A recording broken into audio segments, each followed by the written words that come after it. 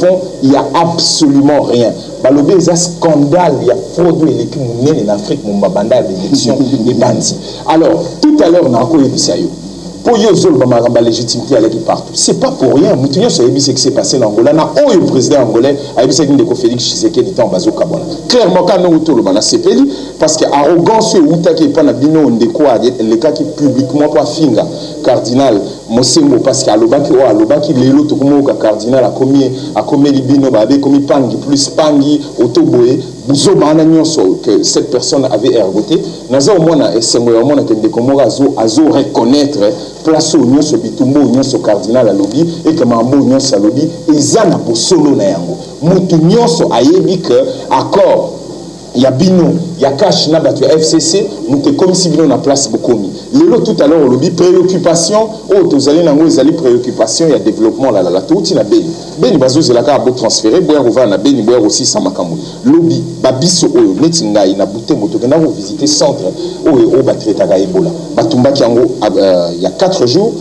Il y a 3 jours, au Tumba village, bizarrement, tout en silence, où ils ont l'accès à continuité à Kabila. Ils ont continué au bon moment congolais. On a un président, au Bino Bosoloba, ils ont tambola naïe, côté Souma Mambongo, ils ont tambola naïe, mais sur le fond, tous autres, c'est là, le bata, encore le bata. Nous, on en attend absolument rien. Les gens sur la Makambouya, le projet, ceux qui la société, à Roussalanini, développement, salaire. Alors, mais quand on a déjà les bandes, les basseries, même il y a campagne.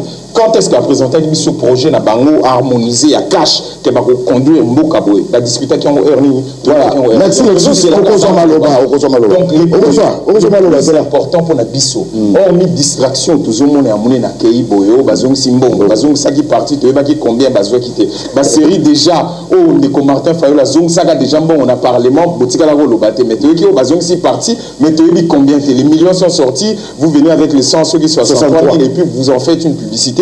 Les lobatunions qui sont les polémiques. Donc, le plus important pour la bissoton, toujours en bas légitimité. Voilà, l'excuse légal. Voilà, l'excuse légal. Ndeko Johnny Kandé, na Namibie, Alobaki, je n'accepte pas d'être un président qui règne mais qui ne gouverne pas. Sur le côté Moko, Alobi, comme pour contrer le FCC qui se réclame déjà majoritaire à l'Assemblée nationale, Félix Tshisekedi annonce déjà la nomination d'un informateur pour baliser la voie qui mène à la nomination d'un premier ministre. Mais le FCC était clair, bon, on va dire qu'il y a la nomination du premier ministre pour la majoritaire. Mais Félix Alobi, il faut nommer un informateur. Aujourd'hui, on a que moi blocage de ça côté on a Jédikan. Je crois que Ndeko Serge na Ndeko Alexis nazana isengo parce que bazaba intellectuel. Ba yebi que constitution na biso ezali kopesa makokité na premier ministre asalawe alingi. C'est-à-dire le premier ministre qui sera nommé a co-exécuter programme et chef de l'État. Est-ce que Félix Tshisekedi azali na programme na temps ya campagne oui ou non? Ndeko Gilles. Est-ce que c'était tant que Félix Tshisekedi a présenté le programme en tant que candidat président de la République? Et vous pensez que à Komina ici sans programme, je crois que le Premier ministre Nyonso Bakonome a Kolanda toujours programme il y a président de la République. C'est comme ça que Mibeko Yamboke Lobi. À cause de l'endehors, ce que vous allez en dehors, on va tirer les conséquences rapidement pour résoudre le problème. Moutouna ou Lobi wana, nazona Moutouna nayo. Félix Tshisekedi a lobby, bande de FCC a lobby, mais baza pas partenaire. Il y a un président élu dans ce pays. Partenaire à sa président de la République, à Kolanda, job description, où le chef de l'État a coupé sa banque. C'est comme ça. Ce n'est pas que vous allez nous amener des ministres, rebelles, ou ébiba, époque où nous avons ministre, ou la première ministre. Oui, bien, oui, bien. Ministre le Bible, le premier ministre le Bible, bazo au Canada. Non, et quoi ça l'ending on a été. Boye bilit, oyo. Nazo zonge la bino na lito ya 37 ans. Il y a eu des pèses. Souffrance, il y a eu des pèses. Il y a Félix Tshisekedi. Bon mon ango jeté. A co-diriger Mboka oyo. Namibeko ya Mboka oyo. A kolandela pour na droit de l'homme. A kolandela pour que magamunyo soit la na elongo. Bande ko bako ya parce que baza ba partenaire na biso, baza ba ennemi na biso te. Les lots aux alliés obligés, il y a que diriger Mboka na bango. bande ko la muka bakende na parlement bazo ebongana ya porte-parole opposition parce que faut tous en opposition na mboka na biso tous en opposition on a ko contrôler biso malamu yango pression en opposition malamu yango wana ya que lelo au moins tous en opposition bande contrôler ndeko Serge auto ko ba le mais Félix Tshisekedi a ko contrôler bato na ndenge nini mais musala opposition ezanini est-ce que ça a ko critiquer na télévision ou bien musala opposition ça ko proposer bon moni président que non président de la République a wasali malamouté bino en tant qu'opposition parce que vous avez droit parce que vous allez na bolingo mboka na bino vous proposez paix. Non, monsieur le président. Et si vous avez une idée que vous avez il faut oser en lancer pour na mboka kende liboso. C'est ça l'opposition. Voilà. Non, c'est ça. C'est ça l'opposition. Oh, biso tozozela. Tozozela opposition. Tozozela opposition. Je m'excuse. Tozozela opposition te o ya koya kaka na ba distraction. Opposition ko yela biso kaka ba discours kaka ya boye no to luka un peu na biso to kende ko sala boye te. Boluka imperium na 2011. Johnny Kande. Boluka imperium na 2011. Vous prêtez serment à limiter. Conteste en 2011, les lots échangé. Dans le biboy. Les lots, IDPS, Azali na pouvoir, tous allés sous une opposition, tous allés na pouvoir. IDPS Azali na pouvoir, et na ba allié na Ignyoso, Bazali na pouvoir, na bande ko FCC, Bazali na pouvoir. Alors, batika, gouvernement ebima, bango na ndenge, bato wana bakokamba so bamoni ke ministre moko alandi mibeko ya mboka te alandi oyo population azali kozela te basali musala opposition eza ya Serge Kilomba baza ko accuser président Félix Antoine Tshilombo Tshisekedi que c'est toujours le même figure que la population a décrié baza ko la tout autour de lui. Voilà. Ndeko Félix ali na loka ko sa te moko musuna leka ka na ebisaki yo na lobby. Pour Nangai, déjà, na moni le quoi ali déjà mauvais décollage pour Nandeko Félix Tshisekedi.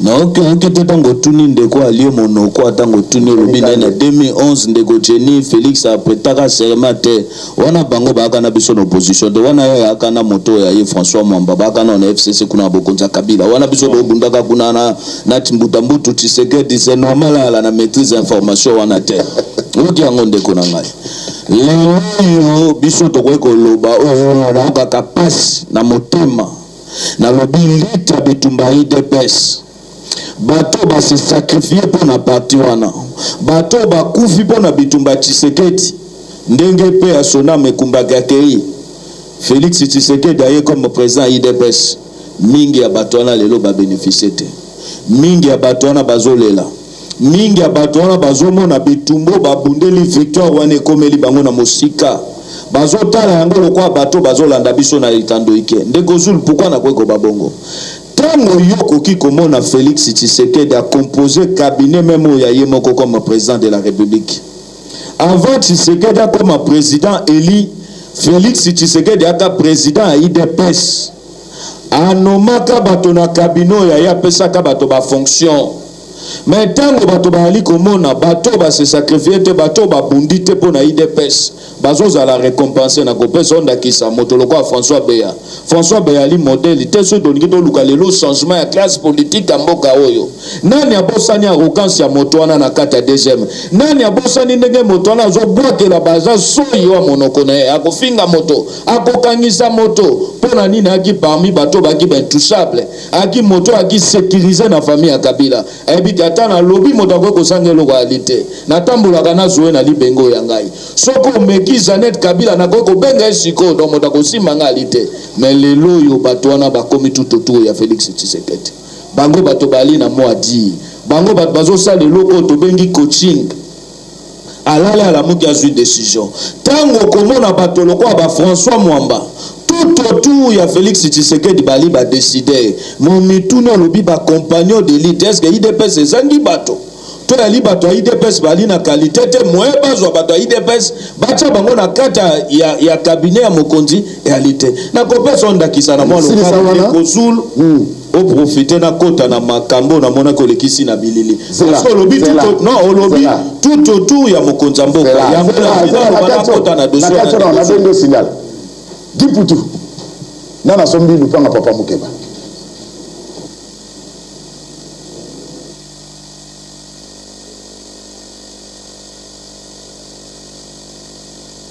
pas conservateur. Assume pas conservateur. Mafia basali po ti a que pas conservateur na présidence. Ba ça que le pont ozali a pasteur muke ba qu'il a la assailla qui a passé à Moukeba, Mikanda, ça la monnaie complète. Madame Oke n'est pas Moukeba, à ce qu'il a. Il y a le but à moins que ça qui n'est pas Moukeba, Moukeba, au tient plus normal. Madame Oke n'est pas qu'il a la mafia. Le but, au lieu de ce moment, la place n'est pas Moukeba. Madame n'a que ce moment, on a paquet pour paquet dans la poche. Ami. Paquet dans la poche, naïe. Attends, on a paquet dans la poche. Papa, ça c'est toi qui as souka. Moi, papa, parce que le gros, yo solo là qui n'est au début, au soir, il y a le bac à la rue. alobaki na ngai te ozamu sala eloko moko te okozelo oza mobola po lelo oza mosala te siko ye wana akomi na cabinet akomi na pembeni ya président de la république Félix Tshisekedi siko bokolonga ndenge papa ye aza leta te aza moto ya mosala nakolonga ye kaka nakomba si nalela te papa kolela te nakolonga ye aza moto ya mosala bourgmestre alemba nayebi ye te ayebi ngai te asali papier wo muke bana signifie yo oye kokota na audience soki okoti te voilà olali na mala le comité a le jugement par défaut va condamner oui ezawa va condamner par défaut ngai na ye répliquer na funguli dossier contre bango wana bayaga lisusu te na ba audience totelema na audience wo reporter totelema na audience 4 audience et 5 audience audience ya souk ezalaki le 17 octobre 2018 na leli na parquet nga na lobi bopesi nga 2 minutes naza confiance lisusu na baavocat tina baavocat na ngai bakoti na likambo wana avocat na ngai aza ami ya kolongela ye nde moto atrahir nga makasi kisikoyo nazosola na ye adeplace na cabinet osana oyo ezali nini ngai na bakonzi ya mboka bakolanda. Voilà, merci, merci Guy Poutou. Voilà, Serge Kindoba, rapidement pour l'existence de Maloban de Mouchani. ndeko na ngai nayebi si oyo ali mpasi na mawa ntango otuninga motuna ya bato bazali zonga ya ndeko Félix Tshisekedi mingi bali bato ya bitumba te bali bato ya mabumu bato ya position tala moto oyo amemi kani ya manere moto oyo ali meilleur ami ya minako moto minako a fabriqué moto minako a façonné na kombo ebera wa utaka na cabinet Lukombe minako moto imposé à l'époque comme direcaba na cabinet ya ministre commerce essayé a kozwa Marcelin Minako le frère de Minako a été titulaire abandi ko travailler kala tango alongwe na commerce sérieux Minako amemi alobi na kotia conseiller juridique akani ya mobi conséquence lelo kani ya manaye moko ba mapango nyonso kani ya mazwi na ndenga magui na ville Kinshasa ajua ensemble nebera comme conseiller juridique ndenge moko makamba ko sana commerce sérieux esuki wana te oye kokomisa ye direcaba ya nani ya chef de l'état tango afandi lokwaki moto amesani na basaluku lokwaki moto deja ki neloko tobengi trafic d'influence asali nini amemi yango kino na sommet à l'état tato bomoni na bilili tata Mukeba ali kolela ali nini ndeko ebera ensemble na meso babengi kilangalango ali conservateur ya Lukunga monsieur Berez ali nini fateka Lukunga mobimba tio komo na bâtiment CCTV ya Canal Kin ya ali na possibilité kosani ya kokwa yango po nini ayebi ali directeur chef de l'état moto kosala eloko alite ali na justice na maboko tata trafic d'influence yaka moto trafic d'influence moto ayebisi tata wana lobi soki na Minako o Minako asali ba agent kino lelo moto asimba Minako alite bongo na komi pembe na ya Félix Tshisekedi bo moto recommandanga wana ya Minako na ye na volonté ya Félix te na ye na volonté te ga bitumba IDPS parce que ya contribuer te na bitumba IDPS biso yoyo batoto leki na école IDPS tutikala ko yebebera te to yebi parcours na ye malamu ndenga kenda na commerce essayé ndenga travailler na kanyama conséquence akanyama ya ndako auti ko welela na ba pasteur yango makambo yo aye nango azo intimider tata bato kana sisa c'est ça parce que babengi tata Mukeba et pas directeur moko ane ya bitumba Félix Tshisekedi ebisaki biso bika kokanga baboloko ane tata wana babenge tata akomi faible modèle wana ba ebisi pas directeur ane babine yo lokwa yo memi makambo wana na media mikolo ekoya tokolimwisa bano ya yo na yo moko soko meki tokobomba yo na ndako molili esiko tokobomba yo po bima il faut kaka Félix Tshisekedi aloba yango wana toyebisi Félix Tshisekedi oyebisaki biso pouvoir oyali ya le peuple d'abord bitumba oyo kondo Etienne Tshisekedi abunde ali état de droit tolingi ke tato yo azonga na oyo ebengi badroit na ye lopango wana eyali ya ye ebera asombi yango epai na ye te asombi yango moto atekeli ekombo na ye kilangalanga oyo amesana koteka bamapango wana lukunga akotaka na basaluku ya badosa lopango ye wana motoakotraka na ebera po basisa lokunga mobika na koteka bato bakanisaki que c'était la rue epuis na koyela yango malamu oyo ali po toali na deba na bato bato basatandaki na rupture. Mais c'est comme si à la continuité. Continuité Ndeko Zulu, quand même. Tango moni moto ali victime bongo ndeko Cheni. S'il vous plaît. Bomonaki mokonza mboka auti lo sambo mama moko ya leli alobi ba botolongi alipang apesi ba instruction. Eloko na kopesa na ba congolais neti ngai eza ya kelelo toko misate mokonza mboka liboso alipang na okombolite ozelika ka Félix Tshisekedi ya kokombola parce que alobino ngai na komi président de la République tout ça aya ko ça la biso et je crois qu'un dossier où il y a à boire à manger toko tanga ba komba bato na télévision sans preuve té to baka toujours na lopoto que la justice élève une nation to lingi comme ndeko Serge na ndeko l'existe na na lobité bazali na plateau ce qui ba élément ezali ba na justice parce que tozali besoin tozali na confiance na ba jijo ya solo o bazali na volonté ko changer mboka oyo ba kende pour que ba katalika mbwana bazongisa papa wana eloko na ye na malembe olia ko lobaki non continuité ezali ba critiquer zonga sous pas chef de l'état ngana zo mona eloko yo de toutes les façons il y a moko alobi que azali nzambe te il faut bato ba critiquer mais bande ko tozala mitema ko yeba ke et c'est quand il toko compliqué chef de l'état na isikani ni biso moko ba congolais toko ko sala pona ko bongisa mboka na voilà l'exercice légal la campagne sur la vérité des urnes ils ont continué prochaine étape et puis Bokena Masolo tu vois. Merci beaucoup. Naïbi qui font ça la rapide, non, mais comme ça la moins condensé, mouké. Non, souka, non, banana, quand on a autour de bateau, on a confiance dans la justice. Non, si au papa, on a déjà, déjà la justice, et on a film naïe, et non, ma cambo, il y a salut comment on a vu la justice. Nous avons Serge Tang autour de maman Bézol dans la cour constitutionnelle, qu'on a un bongo. Il y a que Bissonion se 12 ans, 4 ans, c'est ce qui se passe là-bas. Donc, on a le bateau, on a confiance dans la justice. Kuyo Kayango. Excuse-moi, Kuyo Kayango et pas Yandeko, Netio, ça fait très mal au cœur.